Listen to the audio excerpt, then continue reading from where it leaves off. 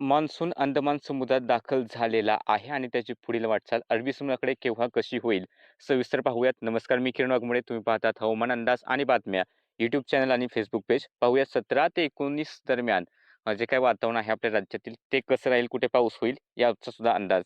तर आज हवामान विभागाने असं सांगितले की 16 मेला या ठिकाणी निकोबार बेटांचा संपूर्ण भाग, अंदमान समुद्र, अंदमान बेटांचा काही दक्षिणेकडील भाग, दक्षिण पूर्व बंगालचा उपसागरातील भाग आणि श्रीलंकेचा दक्षिणेकडील भाग या भागापर्यंत मान्सून पोहोचलेला आहे. कारण या ठिकाणी वाऱ्यांची जी काही क्रायटेरिया असतो तो फुलफिल झालेला आहे. त्यासोबतच मेघगर्जनेचे उंचच उंच वाढणारे ढग, त्यानंतर outgoing long wave radiation OLR त्याच्यासुद्धा व्हॅल्यू आता कमी झालेल्या आहेत आणि त्यावरून या ठिकाणी मान्सून दाखल झाल्याचं कळवलंय. आणि येत्या 3 ते 4 दिवसात हवामान विभागाने असंही सांगितलेलं आहे, की मान्सून पुढे जाण्यास वातावरण अनुकूल आहे. म्हणजे येत्या 3 ते 4 दिवसात मान्सून संपूर्ण अंदमान समुद्र, अंदमान बेटे, बंगालच्या उपसागरातील दक्षिणेकडील भाग, श्रीलंकेचा काही भाग आणि मग या ठिकाणी अरबी समुद्राच्या दक्षिण-पूर्व भागांपर्यंत मान्सून मजल मारण्याची शक्यता आहे पुढील काही दिवसातच. आणि मान्सून केरळमध्ये पोहोचण्याची शक्यता हवामान विभागाने 26 मेला वर्तवलेली आहे. वातावरण जास्त अनुकूल झालं तर त्याच्या आधी सुद्धा मान्सून दाखल होऊ शकतो केरळमध्ये आणि जर थोडंसं खराब झालं त्याच्यानंतर मान्सून दाखल होण्यासाठी शक्यता दिसते. सध्या जे वारे आहेत, जे मान्सूनसारखे वारे आहेत, ते केरळमध्ये पोहोचण्यासाठी 18-19 तारखेला सुद्धा एकदा वातावरण अनुकूल होताना दिसते आणि त्यानंतर मग 28 तारखेच्या 27-28 तारखेच्या आसपास पुन्हा एकदा तशी स्थिती निर्माण होताना दिसते. मग पाऊस किती पडतोय त्यावरून त्या ठिकाणचं केरळमधील मान्सूनचं आगमन हे स्पष्ट केलं जाईल. बाकी आज जर आपण पाहिलं तर राज्यात पुन्हा एकदा मध्यम अशा तापमान वाढले कारण उत्तरेकडचे थोडेसे वारे वाहू लागलेत. पुन्हा वाऱ्याचा वेग पश्चिमेकडे जो होता तो थोडा कमी झाला. आज अहिल्यानगर 40.8, जळगाव 43, जेऊर 42.5, कोल्हापूर 37.5, महाबळेश्वर 32.5, मालेगाव 42.6, नाशिक 38.1, पुणे 39.2, सांगली 40.7, सातारा 40.1, सोलापूर सर्वाधिक 43.3, अकोला 45.4 अंश सेल्सिअसवरती स्थिर आहे तापमान. त्यानंतर अमरावतीत वाढ झाली 46 अंश सेल्सिअस, भंडारा 42, बुलढाणा 41.6, ब्रह्मपुरी तापमान 45.2 याही ठिकाणी उष्णतेची लाट आलेली आहे. चंद्रपूर 43.6, गडचिरोली 42.6, गोंदिया 42.2, नागपूर 43.8, वर्धा 46, वाशिम 43.2, यवतमाळ 45.2. म्हणजे या भागात ज्या ठिकाणी तापमान 45 अंश सेल्सिअस किंवा त्याहून अधिक आहे त्या ठिकाणी उष्णतेची लाट ही आलेली आहे. त्यानंतर मराठवाडा विभागात ही तापमानात थोडीशी वाढ झालेली आहे. छत्रपती संभाजीनगर 41.6, बीड 41.8, नांदेड विमानतळ 42 अंश सेल्सिअस या ठिकाणी चुकून 41 झाले. धाराशिव 41.3, परभणी 44, उदगीर 39.8, कोकणात पाहिलं तर डहाणू 34.7, हरणे 34.2, कुलाबा 34.3, सांताक्रूज 34.1, रत्नागिरी 34.1 अंश सेल्सिअस.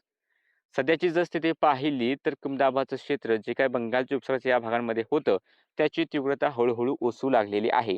आणि तुम्ही पाहू शकता की हे वेगवान वारे अंदमान बेटाकडे वाहत आहेत आणि ढगही त्या ठिकाणी बऱ्यापैकी दाटलेत. त्यामुळे या भागांनी मान्सून दाखल झालाय असं हवामान विभागाने सांगितलंय. त्यासोबत एक कमी दाबाचा पट्टा हा केरळ, कर्नाटक पासून उत्तर कर्नाटकच्या आसपासच्या भागांपर्यंत सक्रिय होतात. त्याच्या आसपास सुद्धा गडगडाटी आणि पावसाचे ढग थोडेसे पाहायला मिळाले. मध्य महाराष्ट्राच्या एक दुसऱ्या भागामध्ये स्थानिक वातावरण निर्माण होणार होतं. त्या ठिकाणी तसं वातावरण तयार झालं. विदर्भात हवेची द्रोणीय स्थिती होती. म्हणजे नागपूर आणि चंद्रपूरच्या काही भागांमध्ये पाऊस झाला. त्यामुळे नागपूरचं तापमान आज थोडंसं कमी झालेलं आहे. नागपूर शहरामध्ये पाऊस झाला नाही, पण इतर ठिकाणी नागपूरच्या आसपास पावसाच्या नोंदी झालेल्या आहेत. सायंकाळची इमेज पाहिली तर नाशिकमध्ये चांदवडपासून ते येवला, नांदगावच्या आसपासचा जो सीमावर्ती भाग आहे, या ठिकाणी थोडेसे पावसाचे ढग होते. आता हळूहळू हे ढग विरून जाऊ लागलेले आहेत. थोडेसे ढग इकडे पारनेरपासून ते शिरूरपर्यंत विस्तारले होते. याही ठिकाणी थोडासा पाऊस झालेला आहे. आता या ठिकाणचा पाऊस विरून गेलाय आणि भोर वेल्ल्याच्या आसपास सुद्धा थोडासा एक गडगाटी पावसाचा ढग होता. तो सुद्धा आता जवळपास विरून गेल्यात जमा आहे. सांगलीकडे सुद्धा ढग होते, पण ते आता विरून गेलेत. चंद्रपूर, भंडारा, गोंदियाकडे सुद्धा जे ढग होते ते आता विरून गेलेत. त्यामुळे राज्यात या ठिकाणी तर पाऊस नाही किंवा मराठवाड्या भागात सुद्धा ढगाळ वातावरण जरी असलं तरी सध्या पाऊस होण्याची शक्यता राज्यात रात्रीसाठी कुठेच दिसत नाही. यानंतर पुढील काही दिवसाचा जर आपण अंदाज पाहिला तर 17 तारखेला जी काही थोडीफार शक्यता दिसते, सातारा, सांगली, कोल्हापूर, बेळगाव, बिदर, गुलबर्गा, विजापूर, बागलकोट, चंद्रपूर, गडचिरोलीचे एक दुसरे भाग या ठिकाणी हलका मध्यम पाऊस किंवा हलकी गर्जने होण्याची शक्यता राहील. खूप मोठ्या क्षेत्रावरती पावसाचा अंदाज मात्र नाही. त्यासोबत 17 तारखेला पुणे, नाशिक, अहिल्यानगर हा भाग असेल किंवा धाराशिव, लातूर, सोलापूरचे दक्षिण भाग, नागपूर, भंडारा, गोंदियाचा एक दुसरा भाग. या ठिकाणी स्थानिक ढगफुटी होते का? यावरती लक्ष राहू दे किंवा स्थानिक ढगफुटी झाली तर एखाद्या ठिकाणी थोडाफार पाऊस होण्याची शक्यता राहील. राज्याच्या इतर ठिकाणी पावसाचा जरी अंदाज नसला तरी सुद्धा लक्ष राहू द्या. कोकणातच्या पावसाची जास्त शक्यता नाही. फक्त कोल्हापूर, साताऱ्याकडे जर एखादा ढगनिर्मिती झाली, तर ती रत्नागिरी, सिंधुदुर्गकडे पोहोचू शकते. त्यावरती फक्त लक्ष असू द्या.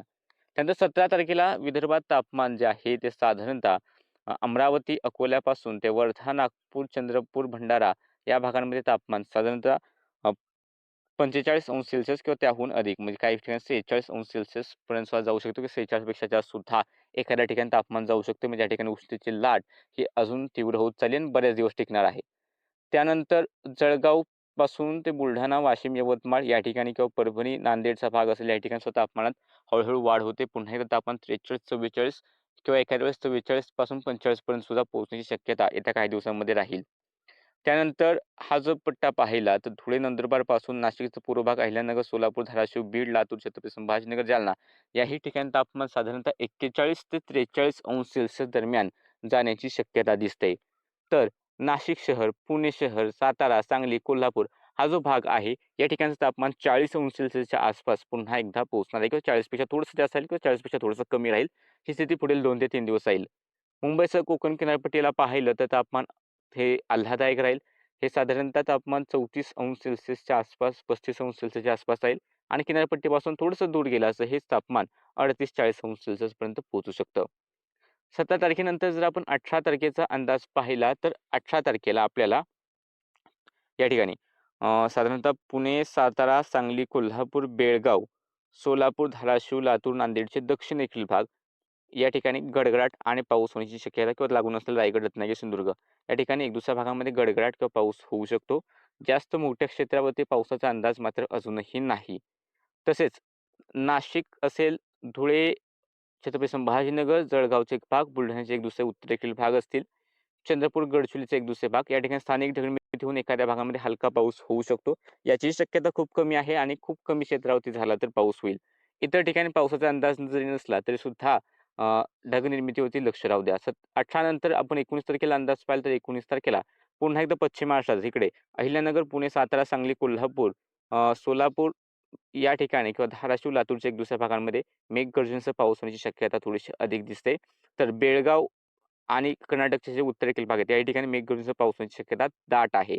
आणि त्याला लागून असलेला कोकणातील भाग, उत्तर महाराष्ट्र, मराठवाड्यातील आसपासचे भाग, विदर्भाचे एक दुसरे भाग या ठिकाणी स्थानिक ढगफुटीवरती लक्ष राहू द्या किंवा इतर ठिकाणी सुद्धा स्थानिक ढगफुटीवरती लक्ष राहू द्या. इतर ठिकाणी जास्त शक्यता सध्या दिसत नाही.